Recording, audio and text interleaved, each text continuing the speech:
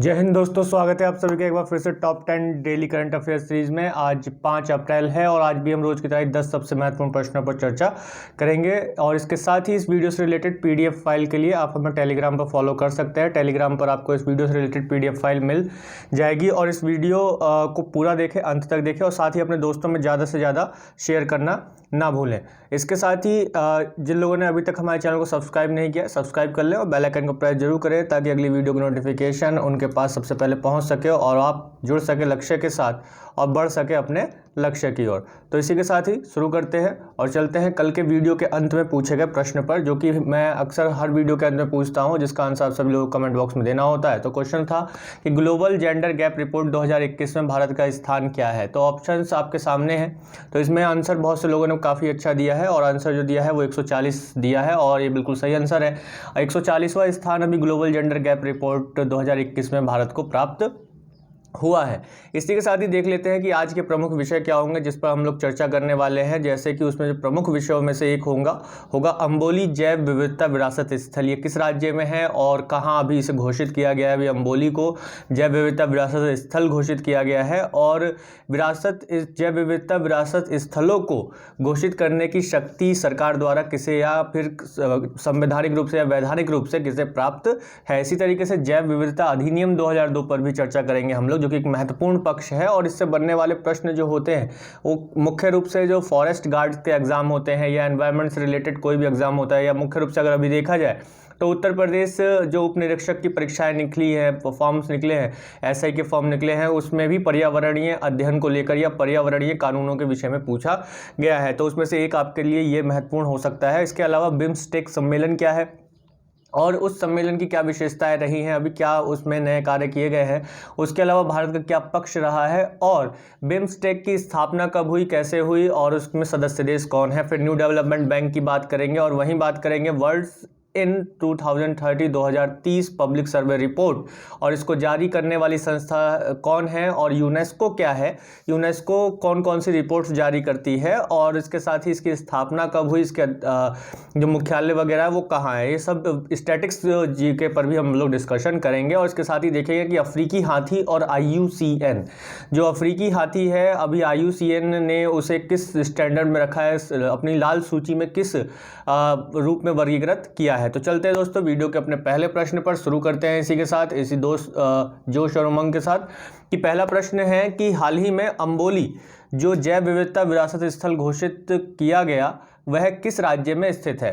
तो गैस कीजिएगा दोस्तों जल्दी से, और इसका आंसर जो होगा आपके सामने मैं रखता हूँ महाराष्ट्र। महाराष्ट्र में जो है अम्बोली नामक एक जगह है जिसको जैव विविधता विरासत स्थल घोषित किया गया है। वहीं इसमें देखा जाए तो महाराष्ट्र सरकार ने अभी कहाँ पे, सिंधुदुर्ग के अम्बोली में एक मंदिर है और उस मंदिर को जैव विविधता अधिनियम 2002 के तहत, किस अधिनियम के तहत, जैव विविधता अधिनियम 2002 के तहत जैव विविधता विरासत स्थल के रूप में घोषित किया है और इसे घोषित करने की अधिसूचना जारी की है या फिर अब इसे कर दिया गया है। वहीं अगर देखा जाए तो अभी हाल ही में ठाकरे वाइल्ड लाइफ फाउंडेशन एक संस्था है, कहाँ, महाराष्ट्र में ठाकरे वाइल्ड लाइफ फाउंडेशन नाम की एक संस्था है जिसके कुछ शोधकर्ताओं ने, रिसर्चर्स ने इस मंदिर के एक तालाब में इस सिस्टूरा हिरण्यकेशी, कौन सी, सिस्टूरा हिरण्यकेशी प्रजाति की मछली को देखा है, मछली को पाया है और इस वजह से इसे जो है जैव विविधता विरासत स्थल घोषित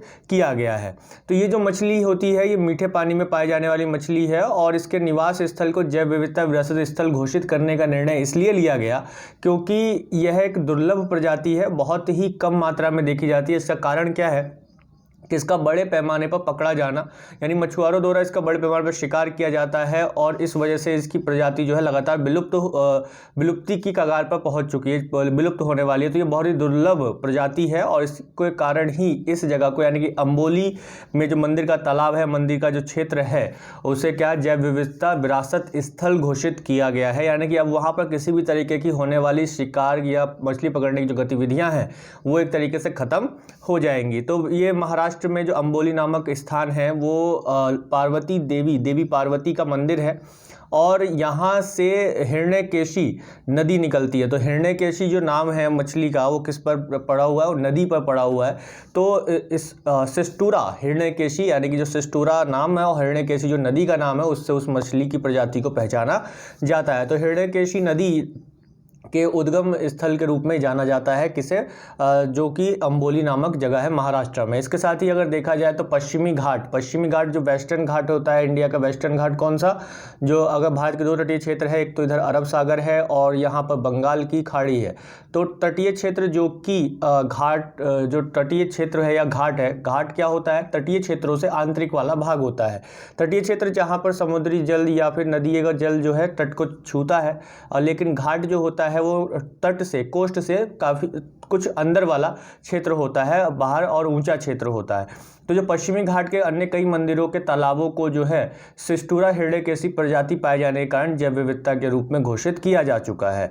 इसके अलावा देखा जाए तो अन्य और जो क्षेत्र जैसे जैव विविधता विरासत स्थलों के रूप में महाराष्ट्र सरकार ने महाराष्ट्र में जो घोषित किए गए हैं उसमें एक जलगांव के लैंडर खोरी पार्क है, जो कि कहाँ है, जलगांव में है लैंडर खोरी पार्क, और पुणे में है गणेश खिंड, और चिरौली में है अल्लापल्ली, और सिंधुदुर्ग में मिरिसृष्टिका दलदली वनस्पति क्षेत्र ये भी शामिल किए गए हैं महाराष्ट्र सरकार द्वारा जैव विविधता विरासत स्थलों में।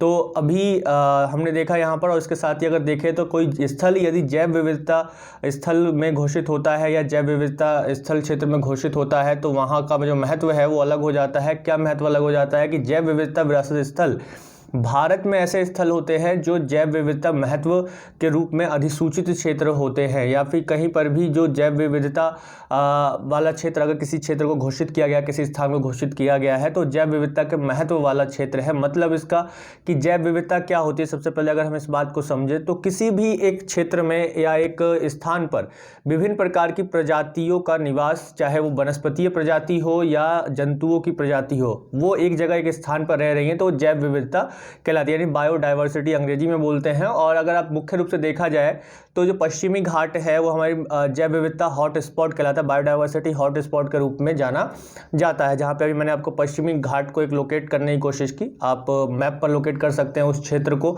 तो यहाँ हम देखते हैं कि जैव विविधता हॉट स्पॉट है, यानी कि ये एक तो सदाबहार वर्षा वन है यहाँ पर, और सूर्य का प्रकाश अच्छी मात्रा में आता है, जल की उपलब्धता है, जिसके कारण क्या होता है कि यहाँ पर विभिन्न प्रकार के जीव जंतु और जो पौधे हैं, वृक्ष हैं, वो घने पौधे पाए जाते हैं।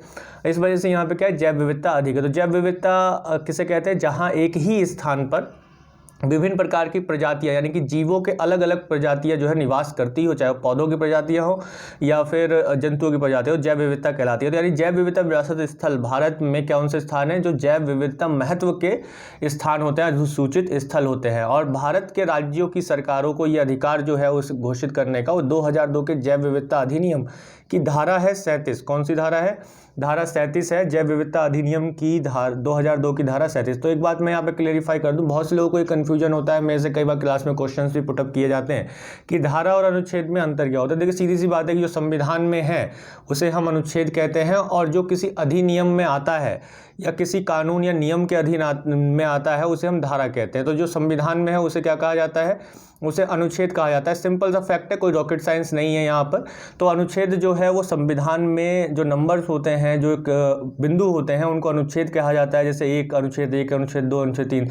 इसी तरीके से किसी अधिनियम के अंदर अगर कुछ पॉइंट्स को हमें बताना है तो उसको भी हमने नंबर वाइज क्रम दिया हुआ है, एक नंबर दिया हुआ है, तो उसको हम धारा यानी सेक्शन बोलते हैं। तो इसी तरीके से जैव विविधता अधिनियम की धारा 37 में, जो कि 2002 की है, तो जैव विविधता अधिनियम 2002 की धारा 37 के तहत जो है राज्य सरकार वहाँ उस क्षेत्र की, जो जैव विविधता वाला क्षेत्र है, वहाँ के स्थानीय शासी निकायों से परामर्श करती है। स्थानीय शासी निकायों का अर्थ सीधा सा है जो कि वहाँ की पंचायती राज व्यवस्था है या फिर जो नगर पालिका व्यवस्था है।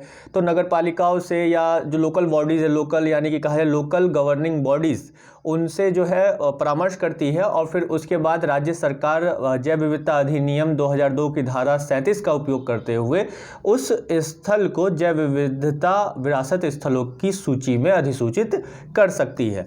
इसके अलावा ये वे क्षेत्र होते हैं जो कि अद्वितीय और संवेदनशील पारिस्थितिकी तंत्र इनको माना जाता है, संवेदनशील सेंसिटिव पारिस्थितिकी तंत्र माना जाता है। यानी कि अगर यहाँ पर कुछ गड़बड़ी होती है तो यहाँ का पूरा इकोसिस्टम खराब हो सकता है, जिसकी वजह से पर्यावरण पर एक नकारात्मक प्रभाव हमें देखने को मिल सकता है। पारिस्थितिकी तंत्र ये शब्द का अर्थ यही होगा कि जो जहाँ पर जिस स्थान पर जीव और अजैविक घटकों के बीच में, जैविक और अजैविक घटकों के बीच में एक अंतर संबंध पाया जाता है, वो अपने आप में पारिस्थितिकी तंत्र है। या जीव और जीव के बीच में कोई संबंध होगा, जैविक अजैविक के बीच में संबंध होगा, तो इस तरीके से एक संबंध जिसमें हम देखते हैं कि एक दूसरे पर डिपेंडेंसी का होना, वो पारिस्थितिकी तंत्र कहलाता है, इकोसिस्टम कहलाता है। या जो इकोसिस्टम है उसमें आप सीधा सा देख सकते हैं कि जैसे कि प्रकाश है, सूर्य का प्रकाश है।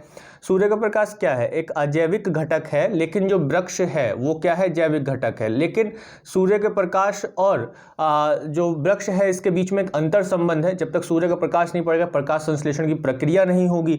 इसी तरीके से वायु से आने वाला कार्बन डाइऑक्साइड, जो कार्बन डाइऑक्साइड है वो भी क्या है? एक अजैविक घटक है, लेकिन जो उसका उपयोग करता है वो पौधे करते हैं। तो प्रकाश संश्लेषण कार्बन डाइऑक्साइड, मिट्टी है, जल है, इसका उपयोग पौधा करता है और जिसकी वजह से वो क्या करता है? ऊर्जा बनाता है। और यानी कि ऊर्जा जब वो बनाता है तो उस पर डिपेंड रहने वाला दूसरा पशु है वो उस ऊर्जा को, या कोई जीव है वो उस ऊर्जा को ग्रहण करता है। तो यहाँ पे हम देखते हैं कि जैविक और अजैविक घटकों के बीच में, या जैविक घटकों के बीच में होने वाला जो एक अंतर संबंध है, स्थापित होने वाला जो अंतर संबंध है, वो पारिस्थितिकी तंत्र कहलाता है। तो नॉर्मल एनवायरनमेंट से रिलेटेड जो क्वेश्चन हैं आपके यहाँ पे उठ सकते हैं। आप कोई भी एग्जाम दे रहे हो, इन सेक्शंस को अगर आप बड़े ध्यान से सुन रहे हैं जो मैं बोल रहा हूँ और उसे नोट डाउन कर रहे हैं, तो कोई भी क्वेश्चन अगर इनसे बनता है तो आपसे छूटने वाला नहीं है। इस बात की एक तरीके से कह सकता हूँ कि मैं आश्वासन पूरी तरीके से दे सकता हूँ आपको, अगर आप पूरे विश्वास के साथ सुन रहे हैं, समझ रहे हैं तो इसमें मैं स्थलीय, तटीय और अंतर्देशीय जल या समुद्री पारिस्थितिकी तंत्र कुछ भी हो सकते हैं। सब पारिस्थितिकी तंत्र स्थलीय भी होते हैं, स्थल पर पारिस्थितिकी तंत्र होता है, तटीय क्षेत्रों में पारिस्थितिकी तंत्र होते हैं, अंतर्देशीय जल में पारिस्थितिकी तंत्र होते हैं, यानी कि जो समुद्री क्षेत्र हैं उनके अंदर भी पारिस्थितिकी तंत्र एक अलग पाया जाता है, यानी कि जो डिपेंडेंसी है वो हर जगह एक दूसरे के जीव पर पाई जाती है। तो एक दृष्टि डाल लेते हैं कि जो क्या है हमारा जैव विविधता अधिनियम 2002।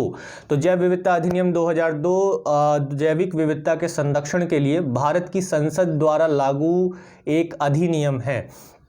भारत की संसद द्वारा लागू एक अधिनियम है। कौन सा? जैव विविधता अधिनियम 2002 क्या है? जैविक विविधता के संरक्षण के लिए, बायोडाइवर्सिटी को संरक्षित करने के लिए संसद द्वारा लागू अधिनियम, यानी कि जो ये अधिनियम है वो कहाँ से है? संसद के द्वारा है। अब इस अधिनियम के अंतर्गत यदि कोई निकाय स्थापित होता है तो सीधी सी बात है कि वो एक वैधानिक निकाय होगा, लीगल बॉडी होगा। तो जैसे कि अगर आप देखेंगे तो इस अधिनियम में जो राष्ट्रीय जैव विविधता प्राधिकरण की स्थापना की गई और राज्य जैव विविधता बोर्ड को स्थापित किया गया, जो कि इस अधिनियम के तहत काम करता है। यानी कि इस अधिनियम में लिखे गए जो नियम हैं, जो धाराएं, सेक्शंस हैं, उनको लागू करने के लिए काम करता है कौन? राष्ट्रीय जैव विविधता प्राधिकरण, नेशनल बायोडाइवर्सिटी अथॉरिटी और स्टेट बायोडाइवर्सिटी बोर्ड, यानी कि राज्य जैव विविधता बोर्ड। इसको स्थापित किया गया, इन दोनों को स्थापित किया गया, दोनों बॉडीज को स्थापित किया गया। किस लिए? कि इस अधिनियम के तहत स्थापित किया गया। और ये क्या होंगे? एक वैधानिक स्वायत्त निकाय है। जैसे कि अगर हम नेशनल बायोडाइवर्सिटी अथॉरिटी की बात करें या फिर राष्ट्रीय जैव विविधता प्राधिकरण की बात करें, तो ये क्या है? एक वैधानिक स्वायत्त निकाय है जिसका मुख्यालय कहाँ है? चेन्नई में है। तो ये अधिनियम जो है जैव विविधता पर हुआ एक कन्वेंशन था, उस कन्वेंशन को पूरा करने के लिए, उस कन्वेंशन के जो लाइबर्टीज़ हैं, बायोडाइवर्सिटी को बचाने के संबंध में जो कन्वेंशन हुआ था, और इस कन्वेंशन को पूरा करने के लिए इसे लागू किया गया, इस अधिनियम को बनाया गया भारत की संसद द्वारा। और तो इसमें जो निकाय बनाया गया, प्राधिकरण बनाया गया, राष्ट्रीय जैव विविधता प्राधिकरण बनाया गया, इसका मुख्यालय कहाँ है? मुख्यालय चेन्नई में है। तो सिंपलेस्ट क्वेश्चन है, पूछा जा सकता है, एक एक लाइन से आप क्वेश्चन बना सकते हैं। सबसे पहले यदि आप कंपटीशन की तैयारी कर रहे हैं तो हर एक लाइन से जो आप डिटेल पढ़ रहे हैं, बेसिक पढ़ रहे हैं या फिर करंट पढ़ रहे हैं, तो उससे क्वेश्चन बनाने की कोशिश कीजिए। जब तक आप प्रश्न बनाना नहीं सीखेंगे तब तक आप ये नहीं जान पाएंगे कि आप किस फ्रीक्वेंसी में चल रहे हैं, यानी कि एग्जामिनर की फ्रीक्वेंसी को पकड़ना बहुत ज़्यादा जरूरी होता है अगर आप कंपटीशन दे रहे हैं। तो यहाँ पर एक क्वेश्चन अगर मैं यहीं पे पुटअप कर दूं कि राष्ट्रीय जैव विविधता प्राधिकरण किस प्रकार की संस्था है, तो ऑप्शंस में आराम से आ सकता है संवैधानिक, असंवैधानिक, वैधानिक या इनमें से कोई नहीं। तो इसका आंसर हो जाएगा वैधानिक। तो आप यहाँ पे खुद से भी प्रश्न बना सकते हैं। यहाँ पे एक और क्वेश्चन बन सकता है कि राष्ट्रीय जैव विविधता प्राधिकरण का मुख्यालय कहाँ है, तो चेन्नई, दिल्ली, मुंबई, कलकत्ता, ऑप्शंस आ गए 4। तो इसमें से आप आराम से कर सकते हैं कि चेन्नई। तो यहाँ पे आप हर एक सेक्शन से प्रश्न बना सकते हैं। जैसे यूपीएसआई में एक क्वेश्चन बन जाए कि जैव विविधता अधिनियम 2002 के किस धारा के तहत राज्य सरकारों को अधिकार है कि वह किसी क्षेत्र को जैव विविधता विरासत स्थल घोषित कर सकती है। तो अब यहाँ पे क्वेश्चंस बना हुआ है, आराम से ये क्वेश्चन बन सकता है क्योंकि करंट अफेयर्स में रहा है और मैंने आप लोगों को लगातार एक फॉर्मूला दिया हुआ है कि basic plus current affairs is equal to question होता है। तो बेसिक और करंट अफेयर्स को लेकर क्वेश्चन आपके आराम से पुटअप होते हैं। तो यहाँ पर जो धारा हो जाएगी कौन सा हो जाएगा 37। तो धारा 37 के अंतर्गत ऑप्शंस में आ सकता है 36, 37, 38, 39, ऑप्शन कुछ भी रख सकता है। लेकिन एक आंसर जो कि हमारे लिए जरूरी है, हमारे क्वेश्चंस के लिए जरूरी है, वो होना जरूरी है कि जो धारा 37 है वो हमें, तो हमारे दिमाग में आंसर सटीक होना चाहिए। हमें ऑप्शंस पे डिपेंड नहीं रहना है, हमें क्वेश्चंस पे डिपेंड रहना है। और एक और बात याद रखिएगा, जब आपका जो एग्ज़ाम होता है उसमें ऑप्शंस आपके जीके में, खास तौर पे जो आप जीएस का एग्ज़ाम दे रहे हैं या एनवायरनमेंट से रिलेटेड पेपर आ रहा है, तो उसमें आपके ऑप्शंस दोस्त नहीं होते हैं, दोस्त होते हैं क्वेश्चंस। अगर आपने क्वेश्चंस को ठीक से समझ लिया तो उन ऑप्शंस को देखने की जरूरत नहीं है, आंसर सीधे माइंड में स्ट्राइक करेगा और जो आंसर माइंड में स्ट्राइक किया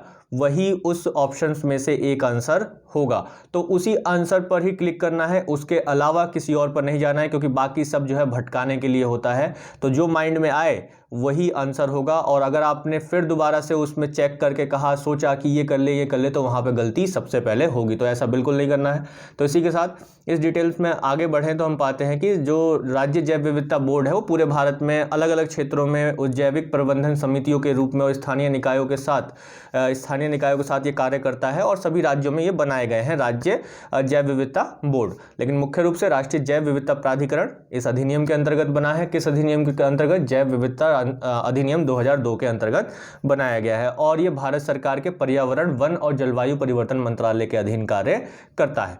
तो इसी के साथ चलते हैं वीडियो के अगले और एक और सबसे महत्वपूर्ण प्रश्न पर कि हाल ही में संपन्न बिम्स्टेक सम्मेलन, हाल ही में संपन्न कौन सा सम्मेलन? बिम्स्टेक सम्मेलन में भारत से कौन शामिल हुए, यानी कि भारत का प्रतिनिधित्व बिम्स्टेक सम्मेलन में किसने किया है? तो ऑप्शन है प्रधानमंत्री नरेंद्र मोदी, रक्षा मंत्री राजनाथ सिंह, विदेश मंत्री एस जयशंकर या इनमें से कोई नहीं। तो इसका आंसर होगा सीधा सा विदेश मंत्री एस जयशंकर जी ने जो है अभी बिम्स्टेक सम्मेलन में हिस्सा लिया है, जो कि ऑनलाइन सम्मेलन था, एक वर्चुअल सम्मेलन था। और इसमें विदेश मंत्री जी ने कहा है कि भारत जो है क्षेत्रीय सहयोग को बढ़ावा देने के लिए इस संगठन को और ज़्यादा, यानी जो बिम्स्टेक का ढांचा है उसको और बढ़ावा देने के लिए इसमें दूसरे देशों को जोड़ने के लिए पक्षधर है, यानी कि इसके ढांचे को विकसित करने के लिए वो पक्ष में है। यानी कि वो चाहता है, भारत ने अपना ये पक्ष रखा है कि जो दूसरे देश हैं विश्व के वो भी बिम्स्टेक के साथ जुड़े, ताकि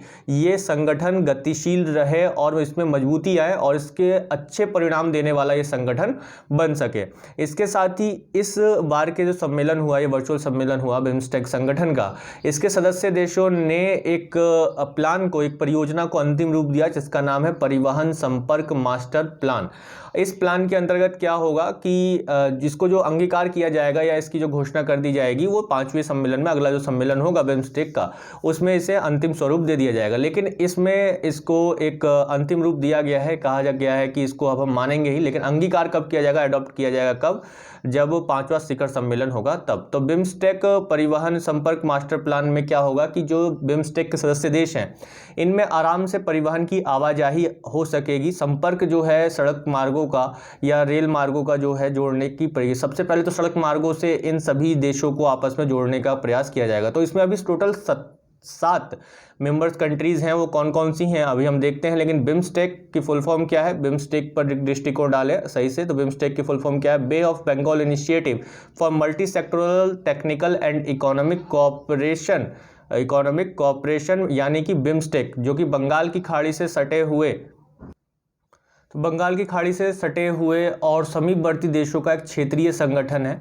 यानी कि जो भी बंगाल की खाड़ी से, बे ऑफ बंगाल से जुड़े हुए स्थान है, यानी कि बंगाल की खाड़ी में आने वाले जो मैक्सिमम देश है, यहाँ इस एरिया में आने वाले जो देश हैं या इनके आसपास का जो क्षेत्र है, उनका ये एक संगठन है।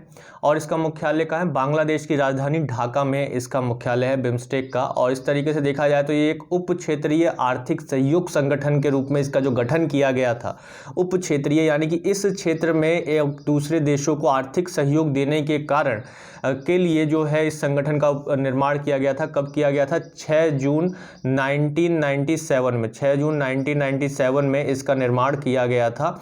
यानी स्थापना कब की गई थी, 1997 में बैंकॉक में घोषणा पत्र जारी किया गया था। उस घोषणा पत्र के साथ 6 जून 1997 में इसकी स्थापना की गई थी। शुरू में इस संगठन में जो है बांग्लादेश, भारत, श्रीलंका और थाईलैंड शामिल थे।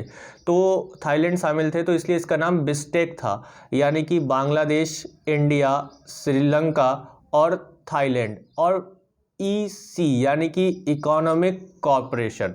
ठीक है, तो बिस्टेक नाम इसका था पहले, यानी कि बांग्लादेश, इंडिया, श्रीलंका, थाईलैंड और इकोनॉमिक कॉर्पोरेशन। तो इसका पहले ये नाम था। इसके बाद इसमें 1997 में ही क्या हुआ, म्यांमार इसका, दिसंबर 1997 में म्यांमार इसका सदस्य देश बना। जून में इसकी स्थापना हुई, तब कितने देश थे, 4 देश थे, बांग्लादेश, इंडिया, श्रीलंका और थाईलैंड।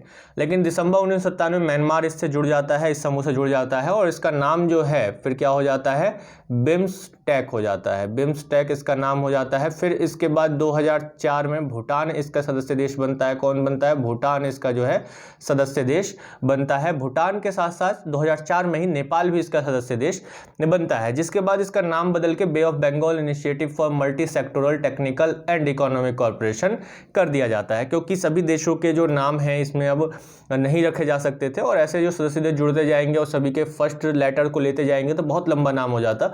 इस वजह से अब इसका एक नाम ऐसा रख दिया गया जिसमें सभी देश अब आ जाएंगे कि bay of Bengal initiative for multi sectoral technical and economic corporation.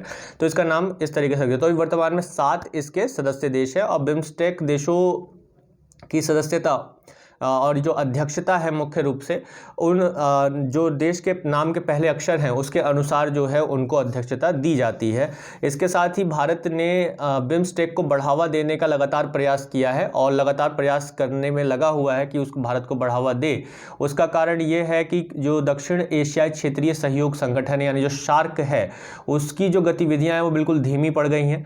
इसका कोई एक रिजल्ट, अच्छा पॉजिटिव रिजल्ट नहीं आ पा रहा है जिससे दक्षिण एशिया में एक विकास किया जा सके। और मुख्य रूप से एक कारण ये भी है कि शार्क में पाकिस्तान एक सदस्य देश है, तो इस वजह से भी भारत अब शार्क से अलग हटकर या शार्क को बढ़ावा न देकर बिम्स्टेक को बढ़ावा देने में लगा हुआ है। इसी तरीके से देखा जाए तो बिम्स्टेक में सदस्य देश कितने हैं, 7 सदस्य देश हैं। कौन कौन, बांग्लादेश, श्रीलंका, इंडिया, नेपाल, भूटान, थाईलैंड और म्यांमार। तो 7 सदस्य देश हैं किसके, बिम्स्टेक के। तो इसी के साथ चलते हैं दोस्तों वीडियो के अगले और तीसरे महत्वपूर्ण प्रश्न पर कि new development bank governors board की 6ठी बैठक में भारत का प्रतिनिधित्व किसने किया है। तो ऑप्शन है प्रधानमंत्री नरेंद्र मोदी, रक्षा मंत्री राजनाथ सिंह, विदेश मंत्री एस जयशंकर या वित्त मंत्री निर्मला सीतारमण। तो इसका आंसर होगा वित्त मंत्री निर्मला सीतारमण। वित्त मंत्री निर्मला सीतारमण ने अभी new development bank governors board की 6ठी बैठक में भारत का प्रतिनिधित्व किया है। तो देखिए दोस्तों, ये दूसरा ऐसा क्वेश्चन मैंने डाला है जो कि भारत के प्रतिनिधित्व को लेकर है। इससे पहले वाला बिम्स्टेक को लेकर था, ये न्यू डेवलपमेंट बैंक को लेकर है। तो न्यू डेवलपमेंट बैंक क्या है, इस पर बात करेंगे। तो अभी न्यू डेवलपमेंट बैंक में जो है भारत ने अपनी साझेदारी दी है, यानी कहा जा सकता है कि भारत की वित्त मंत्री ने न्यू डेवलपमेंट बैंक में भारत का प्रतिनिधित्व किया है इस बैठक में। और ये उन्होंने इस बात पर जोर दिया है, अपना जो पक्ष रखा है, सुझाव जो दिया है वो दिया है कि निजी क्षेत्र की भागीदारी को सुगम बनाया जाना चाहिए, यानी कि न्यू डेवलपमेंट बैंक में निजी क्षेत्रों को भी जो है बढ़ावा देने की ज़रूरत है। तो देख लेते हैं क्या है न्यू डेवलपमेंट बैंक, स्थापना कब हुई थी और इसका जो मूल उद्देश्य है वो क्या है। तो न्यू डेवलपमेंट बैंक ये ब्रिक्स देशों द्वारा संचालित एक बहुपक्षीय विकास बैंक है, मल्टी सेक्टोरल डेवलपमेंट बैंक है, जो कि ब्रिक्स देशों द्वारा संचालित है। किसके द्वारा? ब्रिक्स देशों द्वारा। ब्रिक्स हम जानते हैं ब्राज़ील, रशिया, इंडिया, चाइना और साउथ अफ्रीका।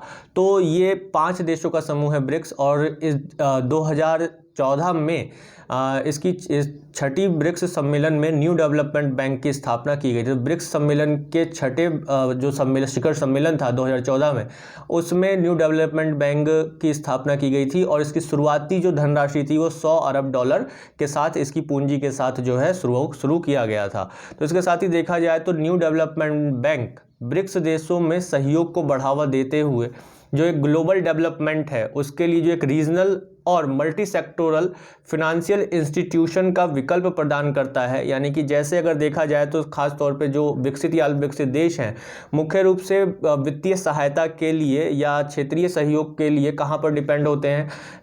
जो विश्व बैंक है या IMF है, ऐसे देशों, ऐसे जो प्रमुख संगठन है, वित्तीय संगठन है विश्व में, उन पर निर्भर रहते हैं। उनसे जो है IBRD या IDA, जो कि विश्व बैंक के 2 रूप है। मैंने आपको पिछली वीडियो में लगातार बताया हुआ है कि अगर विश्व बैंक शब्द बोला जा रहा है तो उसमें IBRD और IDA 2 संगठन आते हैं। तो आप लोग इन बातों को लेकर चल रहे हैं, चीज़ों को समझ रहे हैं, तो आप पीछे का वीडियो देखा हुआ था, मेरी बात को कनेक्ट बहुत अच्छे से कर पा रहे होंगे, इसलिए मैं कहता हूँ रेगुलर देखते रहिए। तो यहाँ पर जो IBRD है और IDA है उस पर निर्भरता बन जाती है देशों की, यानी कुल मिलाकर विश्व बैंक पर निर्भरता बन जाती है अपनी वित्तीय सहायता के लिए। तो उस चीज़ का विकल्प देखते हुए दक्षिण एशिया में मुख्य रूप से, और इसके साथ साथ जो विश्व के ये प्रमुख देश हैं, इन्होंने अपना एक संगठन, एक बैंक बनाया जिसे न्यू डेवलपमेंट बैंक कहते हैं। और इस पर ही इन्होंने अपनी निर्भरता को रखा है कि इसमें अपनी ये पूंजी इकट्ठा करते रहेंगे और फिर समय पड़ने पर जिस देश को ज़रूरत पड़ेगी वो लेगा एक, और उसके बाद एक इंटरेस्ट के साथ जो है पे करेगा। तो इस चीज़ को हम यहाँ पर देखते हैं। और इसके साथ ही देखते हैं कि इसका जो उद्देश्य है वो ब्रिक्स देशों में सामूहिक प्रतिबद्धताओं में योगदान को बढ़ावा देते हुए मजबूत, स्थायी और संतुलित विकास के लक्ष्य को प्राप्त करने में भी मदद करेगा। तो इस बैंक को शुरू करने का मकसद जो है था सीधा सा है कि इंफ्रास्ट्रक्चर प्रोजेक्ट्स के लिए जो कर्ज उपलब्ध कराना है एक दूसरे देशों को, या फिर कोई दूसरा देश जो इसका सदस्य देश नहीं है उसको अगर कोई कर्ज चाहिए तो वो भी न्यू डेवलपमेंट बैंक देता है। और ब्रिक्स और अन्य उभरती अर्थव्यवस्थाओं के साथ साथ विकासशील देशों के जो एक बेसिक इंफ्रास्ट्रक्चर है, बुनियादी ढांचा है, बुनियादी ढांचे में बेसिक जो सड़क है, रोड है, हॉस्पिटल्स हैं, स्कूल हैं, जिसके लिए IBRD भी लोन देता है और IDA भी लोन देता है, उनको उसी बेस पर जो है न्यू डेवलपमेंट बैंक भी लोन देगा। और सतत विकास परियोजनाओं के निवेश के लिए भी यहाँ पे क्या करेगा? धन उपलब्ध कराता है न्यू डेवलपमेंट बैंक। तो न्यू डेवलपमेंट बैंक के किसी भी सदस्य देश के पास एक वीटो अधिकार नहीं होता। जैसे कि हम देखते हैं यूनाइटेड नेशन सिक्योरिटी काउंसिल में क्या है कि एक वीटो पावर है कि अगर कोई एक सदस्य देश मना कर देता है, परमानेंट सदस्य देश मना कर देता है, तो कोई भी प्रस्ताव पारित नहीं हो पाएगा। लेकिन यहाँ पर सभी देशों की सहमति को आवश्यक है। और इसके साथ साथ जो है एक वोटिंग के माध्यम से लिया जाता है कि वोट अगर ज़्यादा हो जाए किसी बात पर तो और 2 लोग मना भी करें तो काम बन जाता है, वो पास हो जाता है। तो न्यू डेवलपमेंट बैंक का मुख्यालय कहाँ है वर्तमान में? इस बैंक का मुख्यालय शंघाई में है, जो कि चीन में है। और दक्षिण अफ्रीका के जोहान्सबर्ग में क्या है? न्यू डेवलपमेंट बैंक का क्षेत्रीय कार्यालय बनाया गया है। तो इसका रीजनल ऑफिस कहाँ है? अफ्रीका के, साउथ अफ्रीका के, दक्षिण अफ्रीका जो देश है उसके जोहान्सबर्ग में है। और इसका मुख्यालय कहाँ है? शंघाई, चीन में स्थित है। तो चलते हैं दोस्तों वीडियो के अगले और एक और महत्वपूर्ण प्रश्न। मैं आशा करता हूँ कि आप लोग एंजॉय कर रहे होंगे, बहुत अच्छे से समझ रहे होंगे इन चीज़ों को और लिख रहे होंगे। इन सब की एक एक लाइन से आप प्रश्न बना सकते हैं और प्रश्न बनते भी हैं आपके एग्जाम में। तो चलते हैं अगले प्रश्न पर। तो अगला प्रश्न है कि world in 2030 public survey report किसके द्वारा जारी की गई? तो ऑप्शन है विश्व bank, new development bank, UNESCO या इनमें से कोई नहीं। तो इसका आंसर होगा यूनेस्को। यूनेस्को द्वारा अभी world in 2030 public survey report प्रकाशित की गई। और यूनेस्को द्वारा मई 2020 से सितंबर 2020 के बीच किए गए एक सर्वेक्षण के आधार पर यह रिपोर्ट जारी की गई। इस रिपोर्ट के अनुसार जलवायु परिवर्तन, हिंसा और संघर्ष, जैव विविधता की हानि और भेदभाव और असमानता, पानी और आवास, भोजन की कमी इसके कारण 2030 के शांतिपूर्ण समाज के सबसे बड़ी चुनौतियां होंगी ये, यानी कि कह सकते हैं कि ये जो मैंने अभी नाम लिए, ये सब बातें जो मैंने नाम लिए, जैसे कि हिंसा है, संघर्ष है, जैव विविधता की कमी है, असमानता है, पानी और आवास की कमी, भोजन की कमी है, ये सब शांतिपूर्ण समाज के लिए बड़ी चुनौतियां हो सकती हैं 2030 तक। हमें ये आज के सर्वे से देखने को मिल रहा है। इसके साथ ही 2030 में आने वाली कई कठिनाइयों के लिए शिक्षा एकमात्र महत्वपूर्ण समाधान बताया गया है। हालांकि अगर उत्तरी अमेरिका और कनाडा को देखा जाए तो उन्होंने विज्ञान पर विश्वास दर्शाया है कि विज्ञान का अगर विकास हो, शिक्षा नहीं होगा तो भी चलेगा, लेकिन विज्ञान का अगर विकास हो तो हम चुनौतियों का सामना कर सकते हैं। ऐसा अमेरिका और कनाडा यानी कि उत्तरी अमेरिका महाद्वीप का मानना है, जबकि अधिकांश जो देश हैं उनका मानना है कि शिक्षा इसका जो है समाधान ला सकती है। तो शिक्षा के अलावा एकमात्र अन्य समाधान जो आया सामने वो आया कि अंतर्राष्ट्रीय सहयोग हो, एक दूसरे के साथ देशों का जो क्या हो सहयोग होना चाहिए। तो इसी के साथ ही यूनेस्को पर एक दृष्टि डालें तो यूनेस्को क्या है? यूनेस्को का जो अर्थ है या उसकी जो फुल फॉर्म है वो क्या है? United Nations Educational Scientific and Cultural Organization, यानी कि संयुक्त राष्ट्र शैक्षिक, वैज्ञानिक और सांस्कृतिक संगठन इसका फुल फॉर्म है। इसकी स्थापना कब की गई थी? 1945 में की गई थी। 1945 में 1945 में इसकी स्थापना की गई थी। और यूनेस्को का मुख्यालय कहाँ है?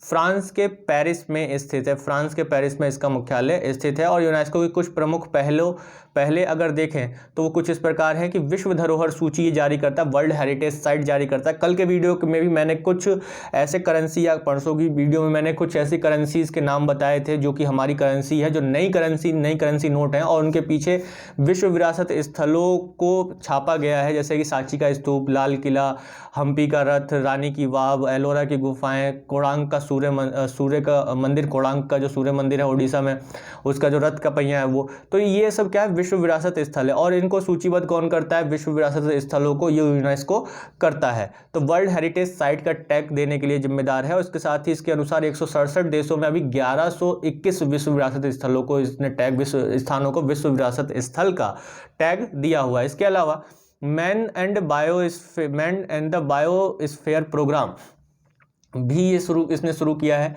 इसका उद्देश्य है कि जो पब्लिक है, लोग हैं, और जो बायोस्फीयर है यानी कि जो बायोस्फीयर रिजर्व है, यानी कि जो जंगल हैं, जो जानवर हैं, उनके बीच में एक मैत्रीपूर्ण भाव आए। यानी कि जो आजकल हम देखते हैं कि मैन एंड जंगल में लड़ाई होती है, यानी कि जो अगर जंगली जानवर अगर रिहायशी इलाकों में आ जाते हैं तो वहाँ पर उनको मार दिया जाता है, ख़त्म कर दिया जाता है। लेकिन हम ये नहीं सोचते कि हमने जो है जंगलों को काट कर उनके घर में घुसपैठ की है, ना कि उन जानवरों ने जो है हमारे यहाँ घुसपैठ की है। तो जंगल, जो शहरों का दायरा है या गाँव का दायरा जो है वो लगातार बढ़ता जा रहा है और जंगलों में घुसता जा रहा है, जिसकी वजह से क्या होता है? मैन एंड एनिमल वॉर होता है। जो जंगल के जो जानवर हैं वो खेतों में या फिर गांव में घुस आते हैं, जिसकी वजह से जो गांव के लोग हैं उनकी भी हानि होती है, और गांव के लोग या शहरों के लोग क्या करते हैं? उन जानवरों को मार देते हैं। तो इस चीज़ को ख़त्म करने के लिए Man and the Biosphere Programme की शुरुआत की गई। तो भारत में अभी देखा जाए तो अभी 18 बायोस्फीयर रिजर्व हैं, जिसमें से 11 बायोस्फीयर रिजर्व को Man and the Biosphere Programme के तहत मान्यता दी है यूनेस्को ने। तो इसी के साथ ही चलते हैं वीडियो के अगले और एक और सबसे महत्वपूर्ण प्रश्न पर। तो अगला प्रश्न है कि लोक उद्यम चयन बोर्ड के अध्यक्ष के रूप में किसे नियुक्त किया गया? तो ऑप्शन है मल्लिका श्रीनिवासन, अंकिता चौधरी, अमयेश सिन्हा, या इनमें से कोई नहीं। तो इसका आंसर होगा मल्लिका श्रीनिवासन। मल्लिका श्रीनिवासन को लोक उद्यम चयन बोर्ड के अध्यक्ष के रूप में अभी नियुक्त किया गया है, और ये 3 साल के कार्यकाल के लिए या 65 वर्ष की आयु प्राप्त करने तक के लिए नियुक्त किया गया है। तो मल्लिका श्रीनिवासन पहली निजी क्षेत्र की विशेषज्ञ हैं जिन्हें केंद्रीय सार्वजनिक उद्यम में शीर्ष प्रबंधन पद के लिए नियुक्त किया गया है। तो लोक उद्यम जो बोर्ड है इसकी स्थापना जो है 1987 में भारत सरकार द्वारा की गई, और इसका जो कार्य है वो ये है कि जो भी सेंट्रल पब्लिक एरियाज़ हैं, केंद्रीय सार्वजनिक क्षेत्र के जो उद्यम हैं, उनके लिए एक अच्छा प्रबंधकीय नीति विकसित करना है। यानी कि जो एक मैनेजमेंट किस तरीके से किया जा सकता है, जो भी सरकारी या सार्वजनिक कंपनियां हैं या क्षेत्र हैं, उनके लिए एक अच्छा मैनेजमेंट पॉलिसीज़ क्या हो सकती हैं, उसको स्थापित करना इसका उद्देश्य है। तो इसी के साथ वीडियो के अगले प्रश्न पर। तो अगला प्रश्न है कि AIBA मेंस वर्ल्ड चैंपियनशिप का आयोजन कहाँ किया जाएगा? AIBA मेंस वर्ल्ड चैंपियनशिप का आयोजन कहाँ किया जाएगा? तो ऑप्शन है टोक्यो, ताशकंद, कोलंबो, गुवाहाटी। तो इसका आंसर होगा ताशकंद। ताशकंद में अभी अंतर्राष्ट्रीय मुक्केबाजी संघ के अध्यक्ष उमर कैमरेव ने, अभी अंतर्राष्ट्रीय मुक्केबाजी संघ के जो अध्यक्ष हैं, कौन है? उमर क्रेमलेव, इन्होंने उज्बेकिस्तान की यात्रा के दौरान आधिकारिक तौर पर यह घोषणा की कि 2023 AIBA mains world boxing championship का आयोजन कहाँ किया जाएगा? ताशकंद में किया जाएगा।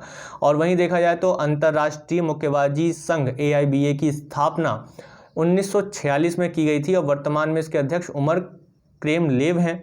इसका मुख्यालय स्विट्जरलैंड के लुसाने में है। कहाँ है मुख्यालय इसका? अंतर्राष्ट्रीय मुक्केबाजी संघ का स्विट्जरलैंड के लुसाने में। तो इसी के साथ वीडियो के अगले और एक और महत्वपूर्ण प्रश्न पर कि हाल ही में अफ्रीकी हाथियों को गंभीर खतरे में वर्गीकृत किया गया, किसके द्वारा, किस संगठन के द्वारा? यानी कि जो क्रिटिकली एंडेंजर्ड बताया गया अफ्रीकी हाथियों को, और ये कौन वर्गीकृत करता है इसको? IUCN, साइट्स, यूनेस्को या इनमें से कोई नहीं? तो इसका आंसर होगा IUCN। तो हम सभी जानते हैं IUCN एक लाल सूची जारी करता है जिसमें जानवरों को एक अलग अलग रूप में वर्गीकृत करता है उनकी उपस्थिति के आधार पर। तो अंतर्राष्ट्रीय प्रकृति संरक्षण संघ यानी कि international union for conservation of nature ने अपनी, यानी IUCN ने अपनी रेड लिस्ट के तहत अफ्रीकी जंगली हाथियों को गंभीर खतरे में वर्गीकृत किया है। और इसके साथ ही अंतर्राष्ट्रीय प्रकृति संरक्षण संघ यानी कि IUCN ने अपनी रेड लिस्ट में अफ्रीकी सवाना हाथियों को लुप्त प्राय एंडेंजर्ड घोषित किया है। तो ये पहली बार है कि अफ्रीका महाद्वीप में पाए जाने वाले ये जो हाथी हैं, इन दोनों ही प्रजातियों को एक आधिकारिक तौर पर पहली बार लुप्त प्राय में वर्गीकृत किया गया है। और इससे पहले IUCN रेड लिस्ट में हाथी की इन दोनों प्रजातियों को वर्नेरेबल में रखा गया था, सुवेद्य की श्रेणी में रखा गया था। यानी कि पहले स्थिति ठीक थी, लेकिन अब स्थिति जो है बहुत ज़्यादा गंभीर हो चुकी है। इनका शिकार बड़े पैमाने पर किया जा रहा है और शिकार होने का जो एक प्रमुख कारण है वो कारण है हाथी दांतों की बड़े पैमाने पर स्मगलिंग, यानी कि हाथी के जो दांत है उनका ब्लैक मार्केटिंग करना। इसी के साथ देखा जाए तो अंतर्राष्ट्रीय प्रकृति संरक्षण संघ क्या है, इसके बारे में थोड़ी सी जानकारी ले लेते हैं। तो the international union for conservation of nature यानी कि IUCN दुनिया की प्राकृतिक स्थिति को संरक्षित रखने के लिए एक वैश्विक प्राधिकरण है जिसकी स्थापना वर्ष 1948 में की गई थी।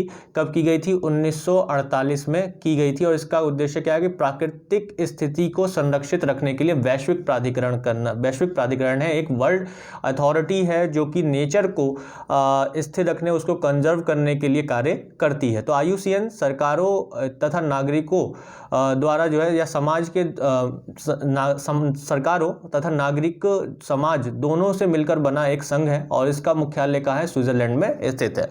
अंतर्राष्ट्रीय प्रकृति संरक्षण संघ का घोषित लक्ष्य विश्व के सबसे विकट पर्यावरण और विकास संबंधी जो चुनौतियां हैं उसको व्यवहारिक समाधान खोजना है उसका। यानी कि अगर पर्यावरण को लेकर जो एक बहुत ही महत्वपूर्ण चुनौतीपूर्ण एक तरीके से देखा जाए कि जो संकट है उसको खत्म करने के लिए व्यवहारिक समाधान खोजना है, एक ऐसा समाधान खोजना है जिससे किसी का कोई नुकसान ना हो बल्कि पर्यावरण का संरक्षण हो सके। तो अंतर्राष्ट्रीय प्रकृति संरक्षण संघ विश्व के विभिन्न संरक्षण संगठनों के नेटवर्क से प्राप्त जानकारी के आधार पर क्या करता है? एक लाल सूची जारी करता है। ये प्रश्न कई बार पूछा गया, अलग अलग परीक्षाओं में पूछा गया है कि पर्यावरण से संबंधित या फिर जो पर्यावरण संरक्षण है उससे संबंधित लाल सूची को कौन प्रकाशित करता है? तो IUCN प्रकाशित करता है, जो विश्व में सबसे अधिक संकटग्रस्त प्रजातियों को दर्शाता भी है। तो इसी के साथ चलते हैं वीडियो के अगले और एक और सबसे महत्वपूर्ण प्रश्न पर कि भारत का पहला 14 लेन वाला एक्सप्रेस वे किन दो शहरों के मध्य खोला गया? तो 14 लेन वाला पहला एक्सप्रेस वे भारत का किन दो शहरों के मध्य खोला गया? दिल्ली आगरा, दिल्ली मेरठ, दिल्ली गोरखपुर या दिल्ली वाराणसी? तो इसका आंसर होगा दिल्ली मेरठ। दिल्ली मेरठ के बीच भारत का पहला 14 लेन वाला दिल्ली मेरठ एक्सप्रेस वे आम जनता के लिए खोल दिया गया है और ये एक्सप्रेस वे दिल्ली और मेरठ के बीच के सफर को मात्र 45 मिनट में पूरा कर देगी, जो कि पहले 2.5 घंटे लगते थे दिल्ली से मेरठ पहुंचने में, अब 45 मिनट में इसको पूरा कर देगी। तो दिल्ली एक्सप्रेस वे 96 किलोमीटर लंबा है और इसमें कुल 14 लेन हैं और इस एक्सप्रेस वे से मुजफ्फरनगर, सहारनपुर, हरिद्वार और देहरादून से दिल्ली आने वाले लोगों को जो है सफ़र में आसानी होगी। तो इसके साथ ही दिल्ली मेरठ एक्सप्रेस वे में कुल 4 चरण हैं। पहला चरण अक्षरधाम से यूपी गेट तक है, दूसरा चरण जो है उत्तर प्रदेश गेट यानी कि यूपी गेट से डासना तक है और तीसरा चरण डासना से हापुड़ तक, जबकि जो चौथा चरण है वो दिल्ली से मेरठ तक है। तो इसका अगर हम देखें तो दिल्ली मेरठ एक्सप्रेस वे के पहले चरण का जो उद्घाटन है वो मई 2018 में प्रधानमंत्री श्री नरेंद्र मोदी जी द्वारा किया गया था। उद्घाटन कब किया गया था? 2018 में। जो पहला चरण है इसका, पहला चरण जो कि अक्षरधाम से यूपी गेट तक है, वहाँ उसका उद्घाटन जो है 2018 में प्रधानमंत्री श्री नरेंद्र मोदी जी द्वारा किया गया था। तो इसी के साथ चलते हैं दोस्तों वीडियो के अगले और एक और महत्वपूर्ण प्रश्न पर कि Anandam the centre for happiness, Anandam the centre for happiness का उद्घाटन किस संगठन में किया गया, किस संस्थान में किया गया, माफ कीजिए किस इंस्टीट्यूशन में किया गया? तो IIM Jammu, IIM Mumbai, IIM Chennai या इनमें से कोई नहीं। तो इसका आंसर होगा IIM जम्मू। तो अभी केंद्रीय शिक्षा मंत्री रमेश पोखरियाल ने हाल ही में भारतीय प्रबंधन संस्थान जम्मू में आनंदम द सेंटर फॉर हैप्पीनेस का उद्घाटन किया है और इस केंद्र का उद्देश्य लोगों का मानसिक तनाव को दूर करने और सकारात्मकता फैलाने में मदद करना है। इसके मुख्य उद्देश्यों को 5 व्यापक श्रेणियों में विभाजित किया गया: परामर्श, समग्र कल्याण, प्रसन्नता, विकास का वैकल्पिक पाठ्यक्रम और अनुसंधान और नेतृत्व का एक संकाय विकास। तो एक तरीके से आनंदम द सेंटर फॉर हैप्पीनेस कहाँ? IIM जम्मू में स्थापित किया गया। इसका उद्घाटन अभी किसने किया? जो केंद्रीय शिक्षा मंत्री है रमेश पोखरियाल निशंक जी ने इसका उद्घाटन अभी किया है। तो इसी के साथ चलते हैं वीडियो के अगले और एक और महत्वपूर्ण प्रश्न पर कि एशियाई फुटबॉल परिसंघ महिला एशियाई कप 2022 की मेजबानी कौन सा देश करेगा? तो भारत, बांग्लादेश, थाईलैंड या सिंगापुर। तो यहाँ पर जो क्वेश्चन है वो क्या है कि फुटबॉल परिसंघ का मुख्यालय कौन करेगा? तो ऑप्शन है भारत, बांग्लादेश, थाईलैंड या सिंगापुर। तो इसका आंसर हो 2022 का, तो इसका आंसर होगा भारत। भारत जो है महिला एशियाई कप 2022 की मेज़बानी करेगा और ये टूर्नामेंट जो है विभिन्न स्थानों पर होंगे और नवी मुंबई के DY पाटिल स्टेडियम, अहमदाबाद के ट्रांस स्टेडिया और भुवनेश्वर के कलिंग स्टेडियम में 20 जनवरी से 6 फरवरी 2022 तक महिला फुटबॉल प्रतियोगिता की मेज़बानी की जाएगी भारत द्वारा और एशियाई फुटबॉल परिसंघ महिला एशियाई कप 2022 का आयोजन भारत में किया जाएगा। इन अलग अलग जगहों पर इसके टूर्नामेंट खेले जाएंगे। कहाँ कहाँ? नवी मुंबई, अहमदाबाद और भुवनेश्वर में। तो ये तो दोस्तों आज के 10 सबसे महत्वपूर्ण प्रश्न। तो चलते हैं वीडियो के अंत में पूछे जाने वाले प्रश्न पर, जिसका उत्तर आप सभी लोग कमेंट बॉक्स में देना होता है। तो दुनिया का सबसे बड़ा तैरता हुआ सौर फार्म, दुनिया का सबसे बड़ा तैरता हुआ सौर फार्म कहाँ बनाया जाएगा? तो ऑप्शन हैं आपके पास मध्य प्रदेश, सिंगापुर, तेलंगाना, बीजिंग। तो इसका आंसर आप सभी लोग कमेंट बॉक्स में जरूर दीजिएगा। वीडियो आप लोग अच्छी हो तो ज़्यादा से ज़्यादा अपने दोस्तों में शेयर करें, लाइक करना ना भूलें और इसके साथ ही जिन लोगों ने अभी तक चैनल सब्सक्राइब नहीं किया सब्सक्राइब करें और बेल आइकन को प्रेस जरूर करें। धन्यवाद।